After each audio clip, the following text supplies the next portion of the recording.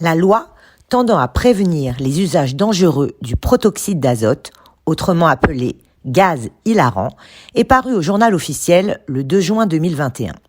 Mais plus d'un an après, sa mise en œuvre reste toujours difficile. Rappelons que le protoxyde d'azote est un gaz à usage médical, mais il est aussi en vente dans le commerce sous forme de cartouches gris métallisées ou de bonbonnes, par exemple pour les siphons de crème chantilly. La vente de ce produit qu'on trouve dans le commerce est désormais interdite aux mineurs depuis cette loi et dans certains lieux aux majeurs. Le texte pénalise également l'incitation d'un mineur à en faire un usage détourné.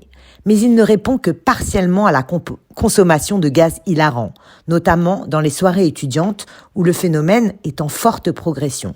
Depuis quelques années, il est très prisé des jeunes pour ses effets euphorisants immédiats. Ils en détournent l'usage en déversant le gaz dans un ballon de baudruche avant de l'inhaler. Un geste qui reproduit 2, 3, 10, parfois des douzaines de fois peut en effet causer chez son auteur des problèmes physiques et neurologiques extrêmement graves. Le texte, émanant du Sénat, punit de 15 000 € d'amende le fait de provoquer un mineur à faire un usage détourné d'un tel produit.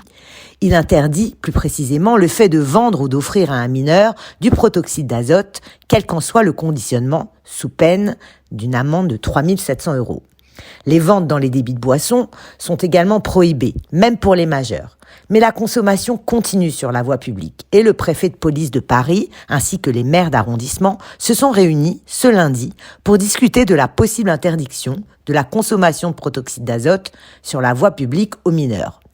Malgré la loi de 2021, certains mineurs sont toujours aussi friands de ce gaz hilarant. En 2022, 9 individus ont été arrêtés et 420 bonbonnes ont été saisies. Un chiffre néanmoins à la baisse par rapport à 2021. La préfecture de police de Paris souhaite donc sévir et prendre une mesure complémentaire à la loi de 2021 afin d'interdire aux mineurs la consommation de protoxyde d'azote sur la voie publique. La rencontre, qui s'est tenue lundi, a pour but d'aboutir à la publication d'un arrêté pour faire interdire ce produit d'ici au printemps prochain ou au début de l'été, a confirmé la préfecture aux Parisiens. Les adolescents risqueront une amende de 150 € s'ils sont pris en flagrant délit de consommation de cette substance. Cet arrêté devrait s'appliquer de façon temporaire dans certains arrondissements de la capitale. Les maires concernés par cette consommation ciblent déjà les lieux touristiques comme le Champ de Mars, les Champs-Élysées ou encore Montmartre.